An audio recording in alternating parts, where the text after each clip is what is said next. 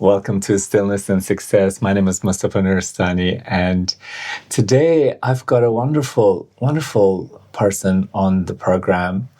And, it makes him really wonderful because he has devoted his life to making everyone else's life a positive and harmonious experience.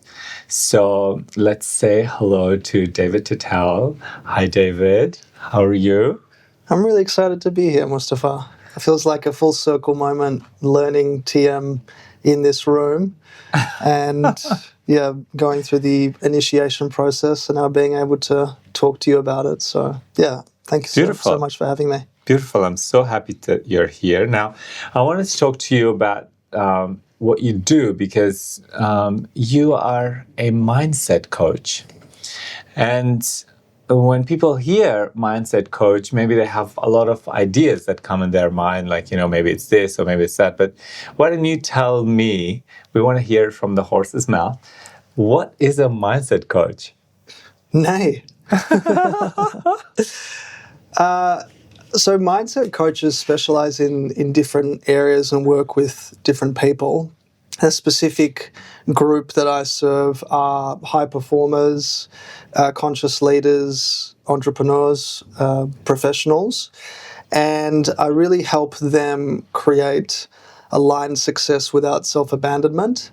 And that typically looks like struggling with burnout, stress, anxiety, self-sabotage, people-pleasing, and creating unnecessary suffering on the path to the realization of their own vision. So I work with them to help remove a lot of the subconscious mental blocks and limiting beliefs so that they can take action from a more aligned, authentic place and build their success from a place of peace and purpose as opposed to inadequacy, insecurity, or scarcity. Beautiful. Beautiful. See, it's so important to have this ability to guide someone so they can access their authentic self. Because everything that you said, all of these words that you described that people experience on a day-to-day basis when they are going through life, they're really good at what they do, but they have all of this self-doubt, this negative talk, this negative chatter that prevents them from living their own reality, their true self. And so you're able to somehow move them away from that and liberate them. Absolutely. Yeah, absolutely. You said it very well, Mustafa. The chatter and the negative self-talk and the self-doubt is usually, or more often than not, a byproduct of a deeper unmet need or wound or subconscious issue. And what I find in my work is that it typically stems from a feeling of unworthiness or not feeling good enough, which I think, universally we all struggle or have struggled with this in some way, shape or form.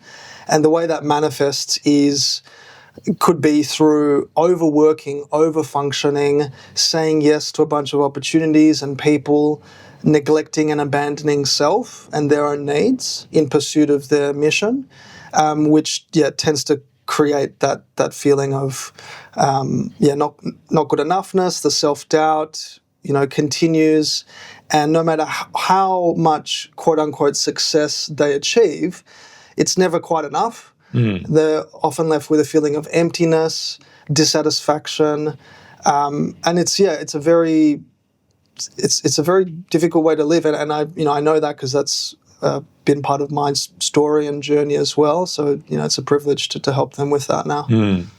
And how did you came out of your journey to be able to come out and say, okay, now I've been through this, and I know it's not good, and I know it's not easy to just put a smile on your face, but really be suffering so much beneath the surface. What was your journey like, and then how did you come out of it? How much time have you got? Not long. These are 20-minute podcasts, so we'll give you the cliff notes. Give me a good version.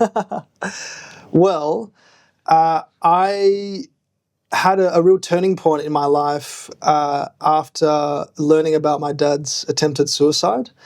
And that sparked a deep fire in my belly to build something that could help others, to ensure that they don't get to this place of hopelessness and desperation, where, suicide seems like the only option for them. And so the way that looked was building a business in the mental health space devoted to emotional support and mental well-being. And we worked with universities and corporates to help put in place some healthy measures and systems to have those important conversations about emotions much sooner to prevent the deterioration of their mental health. And while that was an amazing journey and I learned so much about myself and I got an opportunity to create real impact across Australia, even India as well, no matter how many stages I spoke on or awards we won or the fact that we got to build an amazing team, I think over 100 at one point, I still felt like I was behind. I still felt like I wasn't enough. And that ultimately ended in the demise of the business due to resourcing constraints, co-founder challenges, and my greatest fear of losing the biggest momentum or losing all of the momentum that we had built came true. And so through that process, I learned that I was still operating from this core wound of unworthiness where I was, pursuing something still very meaningful and still something close to my heart, yet it was coming from this inauthentic place of feeling like I need to prove something to the world. And in the process, abandoned myself, was still self-medicating, engaging in destructive behaviors to try and cope with the pressure, which many high performers do, unfortunately. And that realization I guess dawned on me, and I wanted to help others with it, especially after I saw more and more people coming forward and talking about their own anguish and internal suffering that they were struggling with despite the external quote-unquote success. So I feel like there were 2 points in your life. You see, one when you realized no one should go through this, so I'm going to dedicate my life to building this organization that's going to support people. And while building that organization, you had to go through another life lesson of really understanding who you are and being true to yourself as why am I feeling like I'm not enough? Why do I feel this need to continuously prove myself? I mean, look at my classmates. Maybe none of them have done anything that I have done at this level, but still I'm not enough. So how did you come to this point where you were moving away, because you have to go through a realization of, you said self-medicating, engaging in self-destructive behavior, but then there's a shift that, you come to a corner and you realize, okay, no, this is not right. I need to move this way. What was that like? What happened there? Silence and solitude happened. And it was inevitable because after we shut down the business, I didn't know who I was without the title, without the team, without the organization, without the impact. So it felt like an ego death in many ways, where layers of my identity were stripped back. And I was forced to sit with myself and ask myself, existential questions like who I really am and what I really care about and what drives me and what inspires me. And TM was a really big part of that, learning how to sit in silence and notice what comes up with compassion and love. And some deeper work that I took myself through and now I take clients through, which is not only mindset work, but also work to do with the nervous system. Because what happens throughout life is we experience challenges or traumas, and if we don't fully feel the emotions in that moment, then that information, that energy gets stored in the nervous system. And no matter how many positive things you tell yourself, if there's still that energy of inadequacy or insecurity lodged somewhere in your nervous system, then you'll continue to self-sabotage in the way that I was. So, yeah, to answer your question, it was a lot of silence, it was a lot of solitude and healing, and crying a lot, to feel that unprocessed emotion that was driving my life up until that point. So beautiful to recognize that silence is really the basis of all change. And when change is so dramatic that, like you said, everything was just stripped away, then it's just like after a huge tsunami, the ocean just going back to being completely still.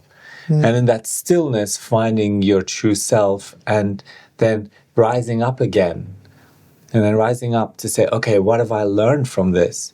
And how am I going to put this into action so no one else, or maybe whoever comes in my path, also gets some relief, some help from this experience that I've had. So it's a really beautiful thing, because a lot of people, they don't realize that they're in this constant field of chasing and running and I'm not good enough. They look at themselves in the mirror and they have everything, but they still don't feel good enough, because the thirst of success is really quenched when the individual experiences the self, when the individual goes within.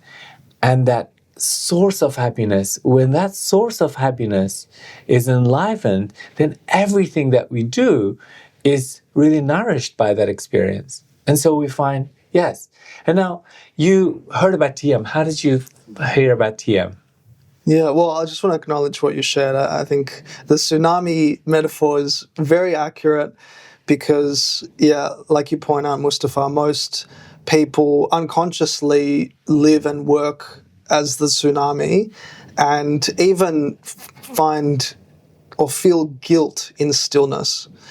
And that's why I'm really grateful for this podcast and the work that you're doing, because it really does shine a light on the importance and the power of stillness and finding comfort and safety in it, which, for someone who's spent 20, 30, 40, 50 years in chasing after mode, it can be really difficult. So, yeah, I want to acknowledge that because it's a really important practice and ritual to make time for. And I made time for it through TM when I started hearing about Jerry Seinfeld. I'm a massive Seinfeld fan. If you know me well, you'll know that, I can pretty much quote the entire series. I've watched it back to front, dozens of times. And when I learned that Jerry made TM part of his daily practice, I was very curious, because I have a lot of respect for Jerry and his the work that he's done in comedy. And I dug a little bit deeper, and then I came across other leaders and inspiring people like, I think, Ray Dalio, possibly Katy Perry as well. And I just saw waves and waves of research supporting the efficacy of this practice in, reducing stress and finding a greater sense of calm and bliss and connecting with the self, like you said. And I came across it during a time of massive tsunamis during COVID, and I'm grateful that I did, because after doing some research and finding out about the centre here in Melbourne and going in and making my offering and learning the steps, it's been a game changer for my life in many ways, and I think it's really helped me bring more of myself to the surface and more of my authentic self, which I think is central to my work and to my being. Beautiful. And When was that? How long ago? During COVID, so it was 20, 21, 22. Something like that, yeah. So it would probably 4 years ago now, something like that. Okay, and you're still doing it? Still doing it, yeah. Mm-hmm.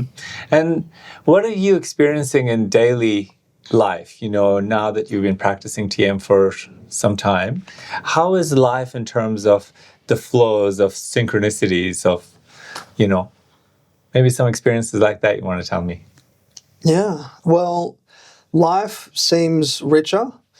I'm noticing things that I didn't notice before, like birds chirping, the lush green leaves around the botanical gardens across the road from us, and a greater level of peace, patience, and non-reactivity to situations, especially challenging and potentially even triggering ones. I feel like I have this sort of force field around me, which has offered a lot more distance and pause between the stimulus and my response. And yeah, there's just you talk about it a lot, but it's kind of supported by this foundation of bliss. And I really want people to buy into it, right? Because, it can seem woo-woo or esoteric perhaps, but this is a felt sense that I operate from, and I laugh more, I smile more, I'm just genuinely more loving and more compassionate, and my friends can attest to that. And TM has been a really, it's been a really big part of that. It's so beautiful. I always enjoy hearing the experiences of beautiful people like yourself. And people always just get so surprised that I could hear the birds singing all of a sudden, or the trees and the sky. And these are really important aspects of life, because it means that we are connecting with ourself, which is the self of everything. And so when you're connected with yourself, then you're really connected with the birds. And so you hear their sound, and you are connected with the trees. And and you just said, it may sound all esoteric or whatever. The point is that we want to live a life of fullness. We don't want to just live a life of running to pay bills. We should be able to just walk to work and really enjoy that walk to work. And then when we walk into work, we really enjoy our colleagues. It shouldn't be like, it's not asking for the sky. It's not asking, I want to go to planet Pluto. No, it's literally saying, I want to walk into work and I want to feel unified with my colleagues. When I walk in home, I'm not exhausted. So when people do the meditation in the afternoon, it just gets rid of all of that exhaustion, all the tiredness. So now you have time to be with your kids, be with your family, with your friends. People say, they're like, I called my friend. And it's so random because I don't call anyone during the week. Because what happens during the week? You come home, you've been slogging at work, like just killing yourself at work, and then you come home and you're like, oh God.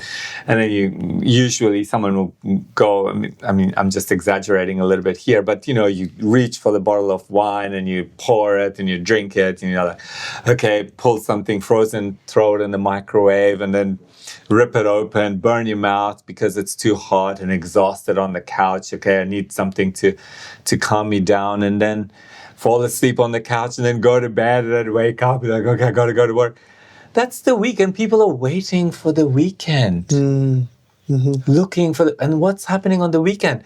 Exhaustion of the whole week. And now the weekend is like, okay, I need to recover because Monday is work again. And then I'm looking for my holiday. I'm going to have a holiday. People plan their holidays 2 years in advance. That's no element of spontaneity in life creates this stagnation, which is the source of all problem, because individuals need to grow. And if we are not moving in the direction of more happiness, more bliss, more contentment. Then we are chasing money, thinking that this is going to give me all of those things. And money is important because you need money to live. And that's very, very good to have lots of money.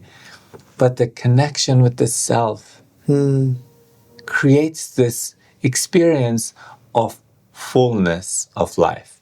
And that's what we want. We want fullness in life, not partial living. And then I'm going to enjoy my life when I retire. No, you're going to give half the money to the lawyer because you got divorced, and you're going to give the rest of the money to the doctors because you're not well. That's not life. No. It's not life. So well done for recognizing that there is more to life than chasing. And then giving people this knowledge, this training to improve themselves. It's so fulfilling. I'm sure you feel so good when your clients are happy with their life. You know, they're happy with their life, yet you're happy about it. It gives you more happiness. Absolutely, Mustafa. Yeah, it's deeply fulfilling. And you know, to your point, like that routine of living for the weekend is one that I know all too well, and you know, being a weekend warrior to try and escape from the chaos of the working week and trying to look for refuge in some form of escapism on the weekend. Even in that, like, there is a desire to find refuge somewhere. And I think that's why this practice is really powerful, because, you know, making it part of your daily routine, like brushing your teeth, for instance, you know, you have a regular opportunity to find refuge, and you start to downregulate that unconscious, habitual need to seek it out elsewhere through external things. And then your life doesn't pass you by blindly. You do find joy in, you know, being with colleagues. You do find joy even in, like, you know, difficult circumstances. You can laugh at them. And I think that's true freedom and liberation and peace. So why not get to live like that every day, as opposed to try and seek it out through other means on the weekend, for instance? Not just for you, but, you know, what it can mean for your partner, for your friends, you know, for your workplace, for your parents. You know, it has such positive ripple effects throughout everyone who has the privilege of interacting with you. So Yes. Super powerful. Beautiful.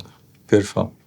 Well, that's all we have time for today, David. And I want to sit and talk with you for hours and hours because you are such a interesting and kind and really intelligent human being. You know, you've done your education in biomedicine, and you started your MBA, and, you know, so you really are a very intelligent human being. And to have you as a member of the society out there giving people some support in their life and making their life better is a really great joy. And so we're very happy that you are doing what you're doing. And we wish you all the best with everything that you are doing, and more success on all levels, inner and outer. And also, thank you. Oh, by the way, we have a little gift for you. Wow. This is perfect because I'm running low. So He's running low. Maharishi Ayurveda, thank you for giving us this present that we can give to our wonderful guest here. Wow. Who was telling me at the beginning when he came in, he's like, oh, my teas, I love my teas. So Maharishi Ayurveda teas are really special, and they're all organic, so you can enjoy them. So that's for you. Thank you so much, Mustafa. I really enjoyed the chat. And I'm really grateful for you being such a mentor and a guide for me on my journey to learning TM and connecting with myself. So, yeah, lots of love and blessings to you. My pleasure. And thank you for your company. It's always a joy to be with you, and we look forward to your company next week. Make sure you subscribe and also share this with your family and friends. Until then, take care.